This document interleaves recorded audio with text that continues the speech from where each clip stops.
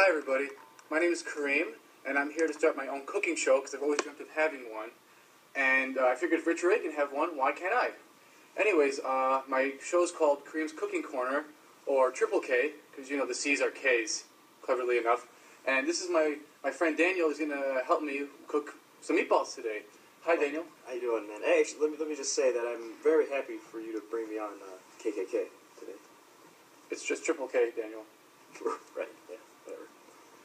Alright, so anyways, today I'm going to make some Swedish meatballs, and, well, there's nothing Swedish about them. I'm just going to call them Karim's Meatballs.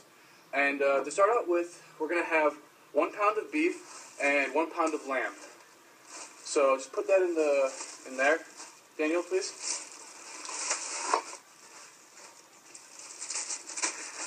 There we go. Thank you, Daniel.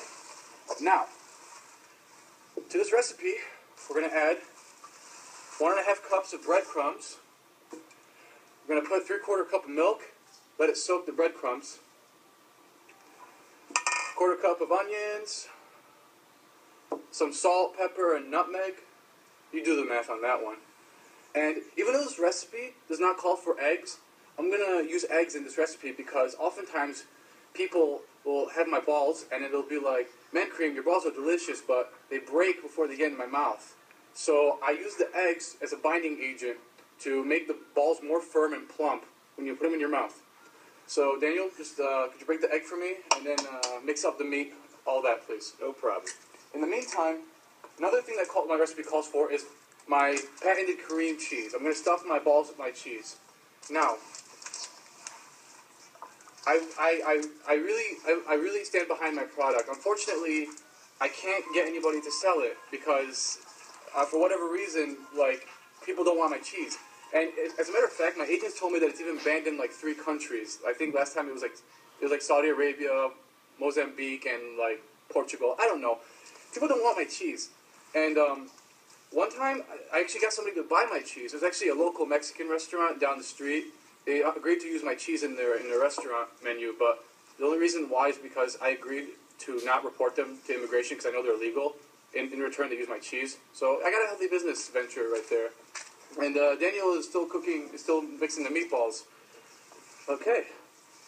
How is that coming along? You like the feeling of meat between your fingers? I love the feeling. You like to grip the meat? You like to grip the meat? I do. Oh, good. I'm happy for you, man. This is quite fun. Great. Looking good, Daniel. Looking good. So, now you're probably wondering, Karim, why would I want to make meatballs?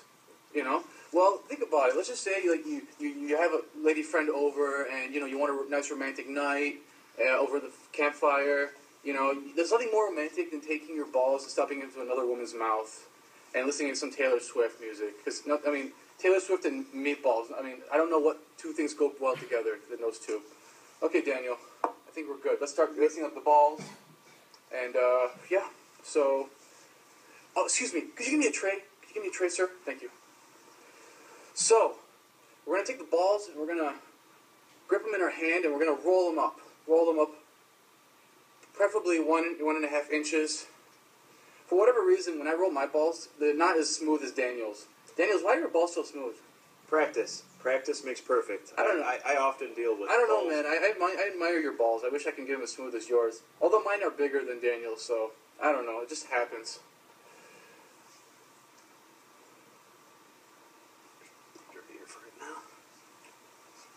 Thank you, Ramsey. My friend Ramsey's helping me, guys, with the camera, so we're just going to place the balls over here. We're going to make some balls. So basically, you're going to roll them up into these balls. Simple as that. Now, as I'm making the balls, what I'm going to do is I'm going to take my patented Karim cheese, and I'm going to stuff the balls with my cheese. So I'm going to take the cheese, I'm going to roll it up into balls, and stuff them.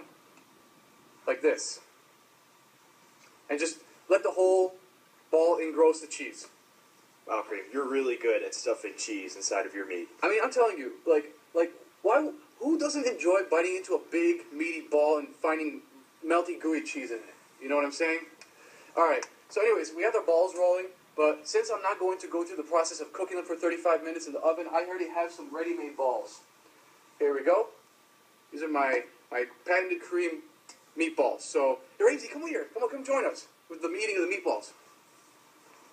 Come here. It's alright, man. It's okay. Here, Ramsey, take a bite of one of meatballs. Mmm. You like them? Mmm, they're really good. Alright, let me try one. Mmm. Oh, wait. Is that a piece of hair? Yeah, it's a piece of hair. What hair is this? My balls aren't hairy. Okay. I'm okay. I don't know how that's my hair. I usually keep my balls very clean. I don't know how that happened. I'd ask for a bite, but I'm fine. All right, man. So, anyways, yeah, that's and oh, by the way, one more thing. Usually, there's a sauce that comes with my cheese, with my meatballs, but I'm not gonna go through the process of making it. Basically, what you're gonna do is you're gonna take the oil that you use to grill the meat on the skillet, the oil that comes from that, you're going to mix it with flour, half and half, and what's the other ingredient? Flour, half and half. Oh, and beef broth. And you're going to mix it, all that together, and simmer it for like 20 minutes, and eventually it's going to come out to this gooey sauce you use to pour all over the meatballs. So you know what? I got like an idea right here. I figured, you know, meatballs and hot dogs. I think that'd be awesome. You know what I'm saying? And just pour all that sauce all over it. That looks amazing, doesn't it? That looks perfect. That looks amazing. So appetizing. Mmm. Man, I'm so proud of myself, Daniel. Good job, Karim. Thanks. You know what? I'm just going to say that as soon as we turn off this camera, I'm going to destroy that dish. Most people will. Just make sure you don't choke on my cheese when you bite into these balls. I won't. All right, man. And I think that'll be it. So, anyways, thank you for joining me on Karim's Corner, and I'll see you next time.